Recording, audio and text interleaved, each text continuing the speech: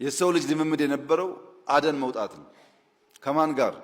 ከሚስቱ ጋር፣ ከህፃን ልጁ ጋር፣ ምናልባት አንድ ፍየል አንድ በግ ካለው ጎትቶ እና ቤተሰብ እየመሰረተ ሚስቱን ልጁን ይዞ አደን ሲወጣ ልጅ እያለቀሰ እናት ቆማ ልጅ እያጠባች በሚኖረው መስተጓጎልና ዝግታ በእለቱ ወጥተው አድነው መመለስ ሲገባቸው ስለዘገዩ ብቻ ማደን እየተቸገሩ መጡ። ወጥተው በቀላሉ አድኖ መምጣት የነበረው ፍጥነት ጋር አብሮ ስለማይሄድ በኋላ ምን ተፈጠረ? ዲቪዥን ኦፍ ሌበር።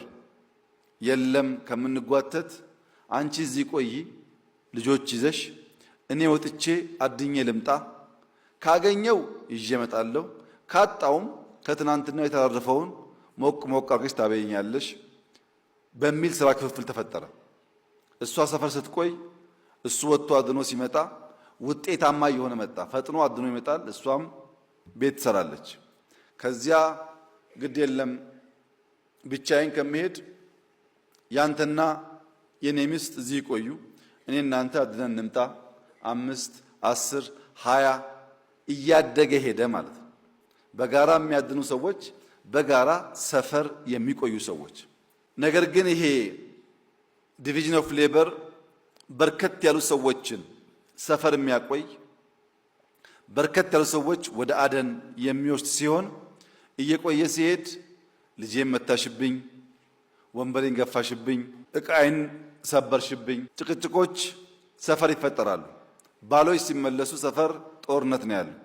ለዚያ ሲባል ሶሻል ስትራክቸር እና የመንግስትነት ባህሪ መፍጠር ተጀመረ። በልከኛ መካከል አንተ ቆይና የፖሊስ ስራ ጠብቅ እየተባለ ልክ መንግስት የመምሰል ፖሊስ የመሰየም አድሚኒስተር ማድረግ እና መንግስትን መፍጠር ቀጥሎ መጣ ማለት ነው።